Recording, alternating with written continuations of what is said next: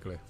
Deuxièmement, c'est quoi un programme de transition qui s'est réduit dans le contexte camerounais à seulement dépoussiérer la constitution, réforme constitutionnelle, décentralisation au fédéralisme. Marie-Force, c'est du n'importe quoi. Le Cameroun, c'est un pays qui évolue dans une matrice internationale qu'il faut que les gens maîtrisent un peu. Mais ce pays, voilà, ce matin, on parlait de la route. D'ailleurs, le ministre Emmanuel Nganou-Djoumossi est attendu à Douala aujourd'hui. Tant mieux. J'espère qu'il passera par ici. C'est la raison pour laquelle il vient d'ailleurs. Mais il vous dit donc, voici un pays qui est incapable de construire les routes parce qu'on attend tout de l'étranger.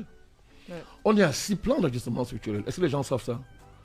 Vous savez ce que ça veut dire, 6 plans d'ajustement structurel avec l'endettement qui va avec. Madame Flora Amasson. Il faut dire aux Camerounais, parce que certains m'ont souvent dit, vous les panafricanistes, vous dites, par exemple, que c'est la France qui viendra construire les routes. Le ministre est en train de vous dire ce qu'il vous dit tous les jours. Que pour construire une route ici, il faut boucler des financements qui sont conditionnés, etc. Bon, ça veut dire quoi? Nous sommes une colonie.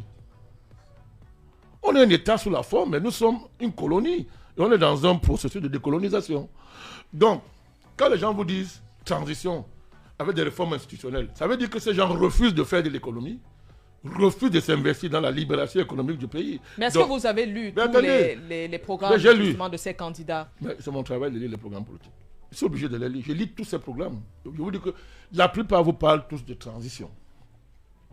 Bon, sauf un qui n'est pas là, le candidat du MRC, M. Camto. Je n'ai pas dit de Malidem, hein, du MRC. Non, il n'est pas là. Donc, lui au moins disait, je veux faire un mandat. Mais d'autres vous disent, non, transition, c'est comme ça. C'est pas sérieux tout ça.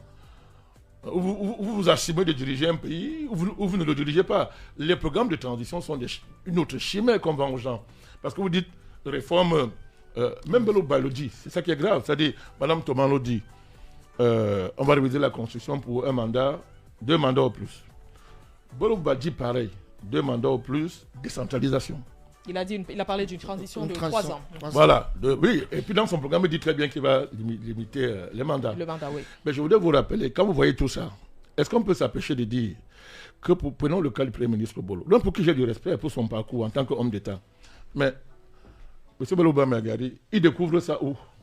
Il a fonctionné dans des systèmes où on peut faire 25 ans au pouvoir, 43 ans au pouvoir, il n'a jamais été gêné.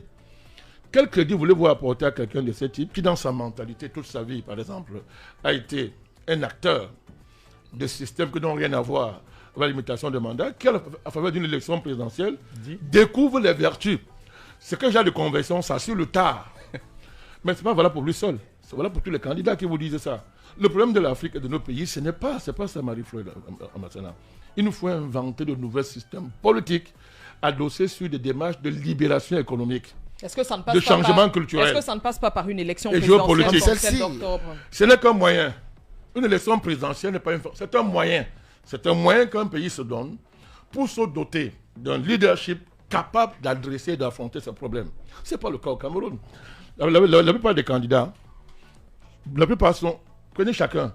Chacun est candidat pour défendre soit un fief électoral, soit une reconduction aux affaires, soit être le porte-parole des intérêts socio-économiques que cache toute démarche politique. Ça aussi, on oublie ça au Cameroun. Toute démarche politique porte des intérêts socio-économiques. Il y a une certaine inculture politique au Cameroun qui fait croire que la politique, c'est la philanthropie. Non. Toute démarche politique, y compris la mienne, cache des intérêts socio-économiques. Quand vous regardez le président Bello, le président Turoma, ils sont porteurs d'abord d'intérêts socio-économiques. Au-delà de leur fief, ils sont porteurs d'une histoire coloniale au Cameroun qu'ils doivent défendre et assumer. Je voudrais vous rappeler que quand le président Biya dit non à la conférence nationale dans ce pays, une des raisons, c'est qu'il faut Njoya, en passant par son fils brillant, homme politique, Ndamjoya, c'est une filiation connue. C'est-à-dire, il faut défendre des lignées familiales, mais aussi l'héritage néocolonial. Vous prenez M. Cabral Libi, prenons Cabral Libi, fédéralisme communautaire, oui, mais un anti-panafricanisme épidémique. Pourquoi le président Cabral Libi étend le panafricanisme? Non, c'est une question de filiation. Il vous avait dit avant, mon modèle c'est Macron. Ce n'est pas le hasard, même si maintenant il recule.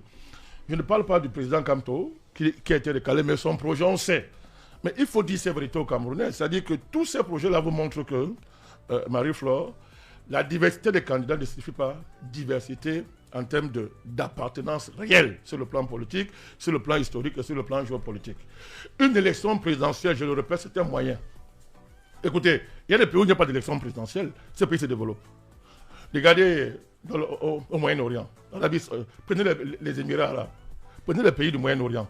Il y a beaucoup de pays dans le monde où il n'y a pas d'élection présidentielle. En Chine, c'est le Parti communiste qui dirige. On met un président, celui qui est là maintenant, on a dit tu es président à vie. Fais-nous un programme pour développer la Chine. Donnons-nous une vision pour faire face aux menaces globales du monde. Comment la Chine se positionne dans le monde. Et vous avez, ça marche. Ce gars est tranquille, il n'a pas les soucis de démocratie, entre guillemets. Et la Chine est en train de déclasser tous les pays du monde sur le plan économique et sur le plan stratégique. Vous prenez la Russie, on a mis un système qui garantit la reconduction de quelqu'un qui est porteur d'un projet de renaissance nationale, de renouveau national. Vous voyez les résultats. En Afrique, où nous sommes des colonies, on s'amuse à changer de président tous les 5 ans, tous les 10 ans. Je n'ai rien contre, mais quel est le résultat? Pour rappeler que une élection, c'est un moyen. Les institutions sont des moyens qu'une nation se donne pour relever les défis.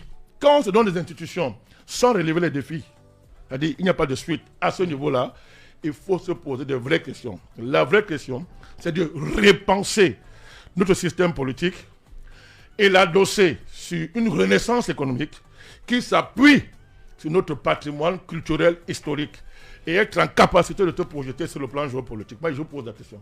Quand vous-même vous regardez les candidats Marie-Flore, vous me répondez à la question.